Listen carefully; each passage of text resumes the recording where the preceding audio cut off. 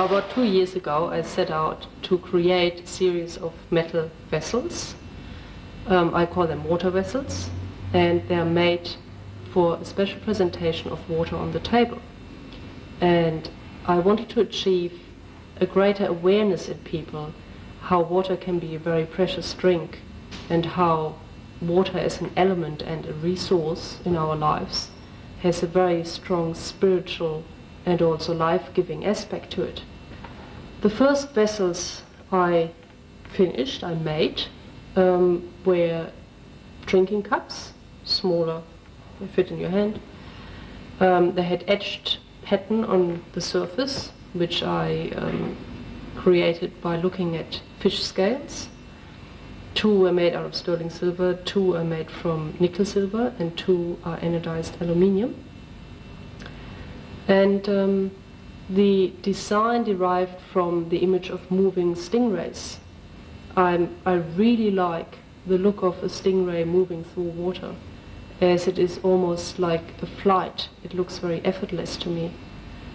The other thing I was looking at very hard, and that kept on coming up in my design and my ideas, is the combination of fiber and metal. And what I find fascinating with that combination is the tactile aspects of those very different materials, how they seem to talk to each other. One is cool and smooth, the other one is sort of rough and has a very different quality to it. So I set out also to find a way to combine those 2 materials successfully in my work. Fish and water as being the main 2 topics I am dealing with in my work, I found have been at all times universal symbols for life and female fertility. And keeping in mind that I am dealing with this strong symbolism, I felt that wanting to combine a fiber with my metal work, it had to be a particular fiber, and that fiber would need to be able to carry the meaning of transition and death, as to water and fish being life symbols. When I first got interested in the fiber Pandanus, it was for its visual qualities. It is made from the leaves of the Pandanus palm, the palm tree, and it offered me exactly what I was looking for, which was a tactile unevenness, but at the same time a smooth and shiny surface. I started gathering more information about the fiber, and I learned that in the specific oral traditions of the people of Kiribati, which is in the Pacific, the Republic of Kiribati, in their oral traditions, the first Pandanus tree grew out of the remains of one of their ancestral creators, which is named Nei Sisuabine. And this particular creator was a stingray. That, of course, got my entire attention. The fiber is still today, was then and is still today, mainly used to weave sleeping mats. And those sleeping mats, again, eventually become the shrouds of their owners upon their deaths, as those dead people are wrapped into their sleeping mats made out of Pandanus, and that way they are prepared for their journey back to their ancestral land.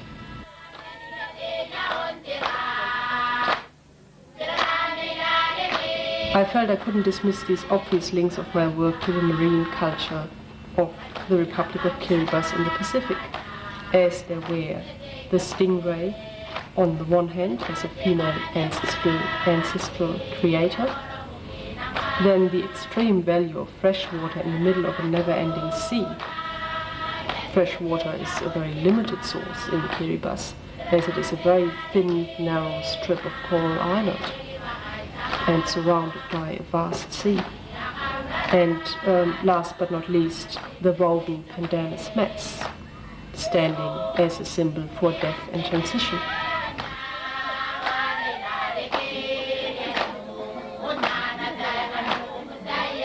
Well, I finished the first year of that whole project with the 6 drinking cups. I created,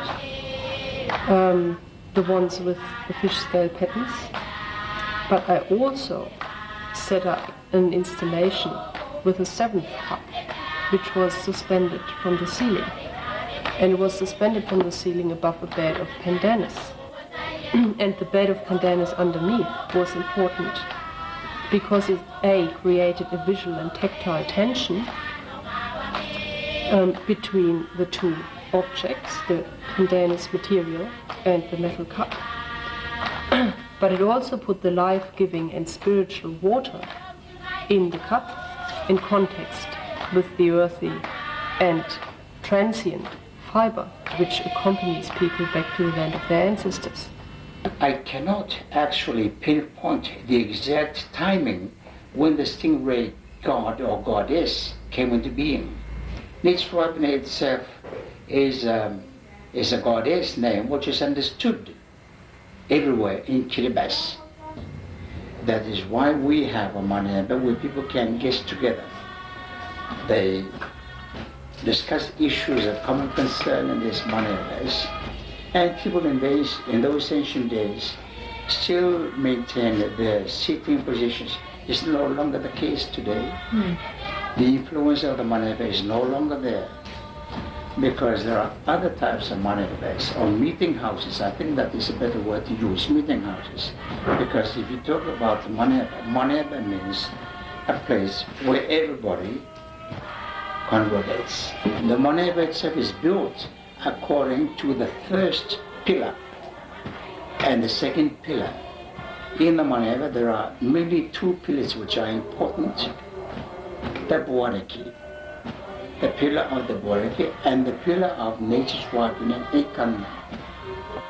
I felt very strongly, more and more, that I had to explore that culture more in depth. And I especially wanted to focus on documentation of the present water sources, resources they've got there, and also wanted to examine motifs that are now found in the Pandanus fiber weavings they're doing today. Those motifs I especially wanted to look at for new etched patterns, which I intended to do on larger work for the second year. I found that the water shortage in Kiribati on the island of Tarawa, which is the capital island, capital city, they haven't got cities there, the water shortage is a major concern. We're connected to a reticulated water system, which is supplied by the Public Utilities Board. And when it was first established, which was, I think, more than 10 years ago, it was built with Australian aid money. We used to have water 24 hours a day. But little by little, that system has been eroded, and so now they turn the water on for us about half an hour in the morning and half an hour at night. And so in order to have enough water for the day, we have a selection, as you saw, of basins and buckets, which we fill up. I have heard that people are digging down into the ground to get the water trickling out of the pipes in the ground, down as far as possible down, because there's such poor pressure in the pipes that it won't go up the pipe to a normal level to come out of a tap. And if you've got a rain tank, fine, but then if it doesn't rain for a long time, and sometimes you can go for long periods of time without rain, especially in the southern islands. Tarawa is predictably unpredictable where we live. Sometimes when it's the rainy season it doesn't rain, and when it's not the rainy season it rains all the time. But in the 16 years I've been here, there have been some lengthy periods of time without rain. Remember one spell where we went for over a year without any rain, and the place was very dry. So in those circumstances, our household got 1 bucket of water a day. Wow. And everything else you had to do with the sea. You had to wash in the sea, wash your clothes in the sea, everything. And so your bucket of water was solely for drinking needs. Cooking. Looking at traditional food and the main sources they have, we are looking at fish, as everyone is a fisherman. We're also looking at the indigenous trees, which are few, which is breadfruit, coconut and pandanus. Pandanus is growing everywhere. The coconut milk from the coconuts, as we know them, is a very nutritious drink and therefore an important addition to the limited water resources. Toti cutters, almost every man is a toti cutter, and they are the ones who climb up the trees and collect the sap from the coconut tree.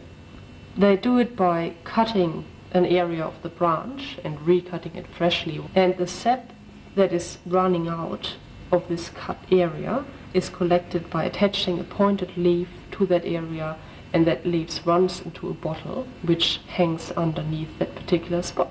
So they climb up the tree with the bottles and do that several times a day, and they are extremely skilled climbers. The collected sap, which is called the toti, is later on processed and boiled for hours and hours to make a syrup. The syrup is then added, it's nutritious again, to water, a little bit of the syrup to make a special drink, and also for desserts, on everything. The pandanus tree, back to the pandanus tree itself, is not only a vital source for food because it creates huge pandanus fruit that can be pulped up when they are ripe and be stored after being processed for years. That's one we don't like. Yeah, and I'm one day. I'm one day. Is it your first time to taste this, huh? Very first. Never had it before. And I'm one day. First time that I see it too. I bet I'm not going to And I'm one day never Noria. That's why I'm Noria and Nicaragua. That's why I'm one day. And what else do? You can dry it and grind it and make a paste, is that right? You can make like a cake. Tira ri ga wana Nicaragua me te tau. You can boil it. And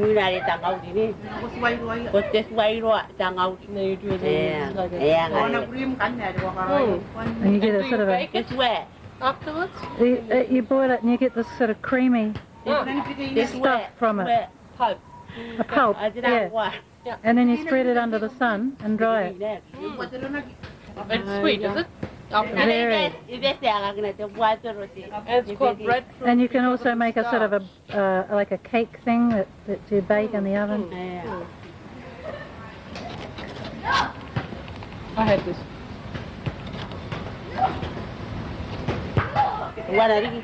Yeah. Yep. Oh, she likes them.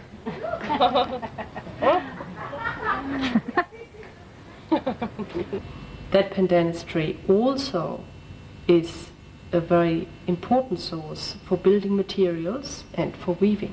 Because there are 2 or 3 types of leaves that we can get from our pandanus. One is the white, we call it white, and that is the one we get from the green, fresh leaves from the middle part, and then leaves of the pandanus picked from the middle part. But you don't pick any pandanus. You're looking at... Oh, well, we can, but we have to be careful not to take the one cultivated.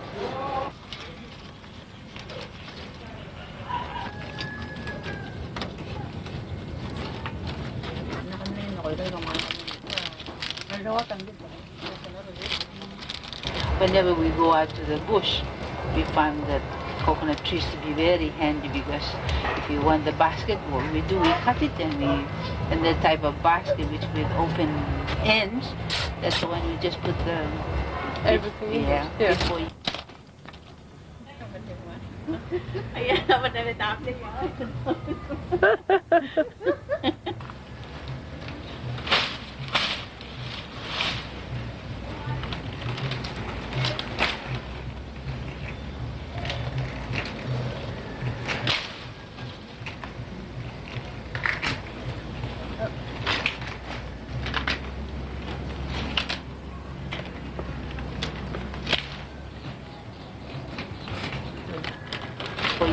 the leaves, you lie it nicely, then you tie it, and so they don't fall out.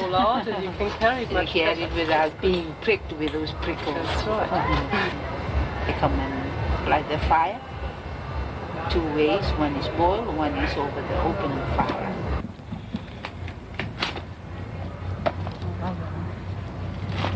You see along the type of leaf, Pandanus leaves, there's thorns all on one side and in the middle.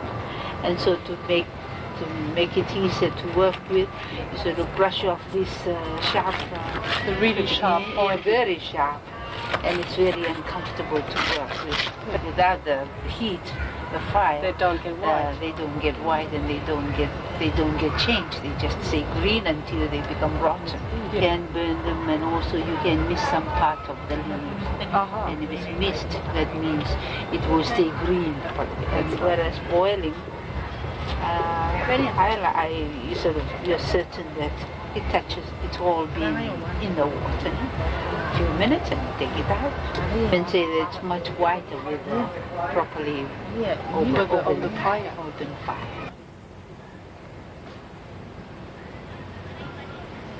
Right, leaf to go for, that kind of brown and tan.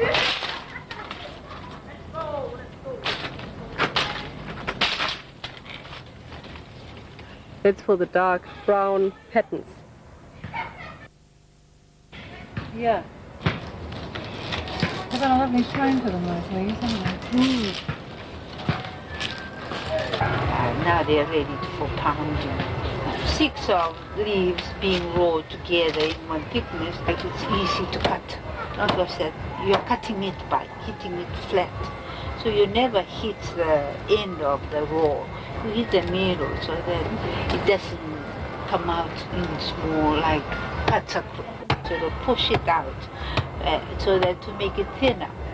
And, as you hit it, it's not so thick now, and it means it will be softer. But you have to keep rolling it, because if you don't, it will be flattened out again, and you're going to spoil your thing. So you just choose the middle part, leaving a nice, strong, long strand, leave, so that when you strip it, you have a nice, even and long strip to work with. So you did everything with the pandanus and the coconut. I think everything in Pandanus. See the house, the fletches, Pandanus, the mats, Pandanus. I don't know what we would do without Pandanus. I think, well, it's the one that I suppose we have rafters, or the parts of the house that's being done, or that's coconut, Pandanus, how many years now, for as for the house. So it's lasts long, many years, and it's clean, it's nice. Further research revealed some of the history and tradition of the pattern making in the mats, and various uses for the different types of mats, as there is dancing mats, sleeping mats, double sleeping mats, and so on and so forth. Each pattern has a very specific meaning and is only used for very specific situations. Yeah, okay, there is a pattern that will be used. It's called D2 Nidida.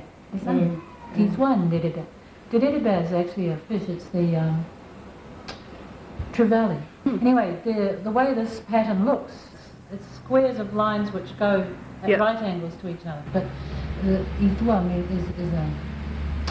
it refers to another tradition, fishing tradition, where the fisherman makes a kind of like a charm belt called the D2. And if you wear that, you go out and you fish for te rere back, you get it. So there's Watera i met the kia you can jay and angora. And angora. I don't buy it yari eragimina buginere kanga. Are nang ko are ngara ko na nang dawata ti ko nam te ta jana ni man are ngana ko nakawage anga nyanga kanga ina nang tatang da kilo get na ni man kanga ina rawata jana ni man kanga kanga na no na but ti sia ka wa ibu ya man ay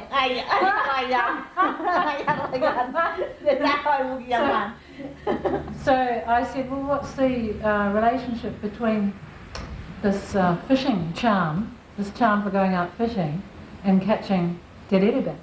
What's the relationship between that and this young lady who's having her first period? And it's a sort of symbolic, in a symbolic sense, they're giving her this mat so that she will become like a fisher of men. She'll have plenty of men. She'll be very good at catching men. Every young woman must be then, because every young woman has this particular mat. What will happen in many instances is a young girl is growing up, and as soon as it's seen that she's starting to form breasts, a mat will be woven in anticipation of the day when she will start bleeding, having her first period. That mat will be woven, and it will be a double sleeping mat. The waitara, two sides, a mat with two sides, like you saw Mancasas do. Yeah. And that mat will be carefully kept in a place, right? Even if it's chewed at by insects, it doesn't matter. No one will use that mat at all until the day that that girl starts her first period. Then it will be brought down and she will sit on that mat. She will sit on that mat for 3 days. She sits on that mat and undergoes the ceremony to do with a girl having her first period. And that's another story, okay? Mm-hmm. But she sits on that mat for 3 days. At the end of the 3 days, when her bleeding has subsided, all of the things that she used during those 3 days, which would include her diriri, her grass skirts, the bowls that she ate from, anything that she used during those 3 days, are gathered together and rolled up inside that mat. And then that mat is buried. Wow. And it is never seen or used again. And the choice of burial place differs, but quite often what happens is that they will choose a crossroads. Like maybe there will be a little walking path next to the house that goes one way, and then maybe another path going this way. The point at which those two paths cross, a hole will be dug, maybe at midnight, nobody sees, and these things will be buried there and covered over. It's something that's done in the dark, and it's something that's kept secret. It's done under cover of night. There is no special to this Tuia's knowledge, no special mat that's prepared for burial. In the southern islands where Tuia comes from, if they don't make a box, okay, they're going to bury the person just with a mat. They'll bury that person with the mat that person was sleeping on prior to, or using as a sleeping mat prior to their death. Uh-huh. If that mat is not suitable for some reason, they'll just get another sleeping mat.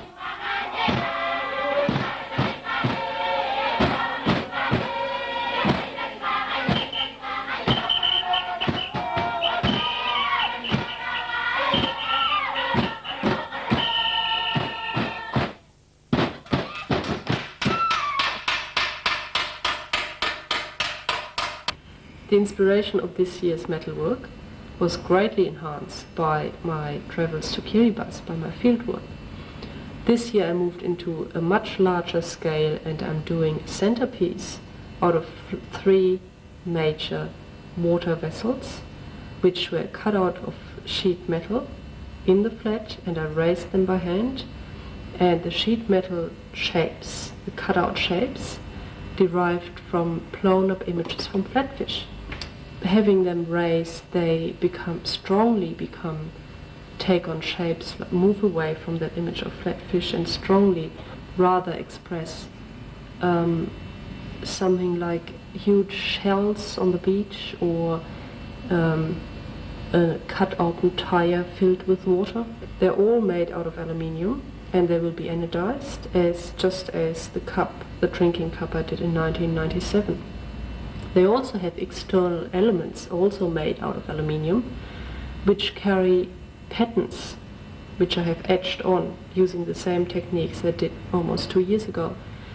The patterns that these bands carry this year, derive from looking at the pattern making in the mats I used woven material to create them as much as the loose fiber itself. And they look like waves, and they dive from the outside into each of those bowls. The 3 bowls with those bands will form a centerpiece in the middle of the table holding the water. Looking at the contemporary use and the history of the fiber Pandanus, and also at the very limited water resources on Tarawa, was of great importance for my work. By combining fiber and metal, I have achieved a blending of the symbols of life and death.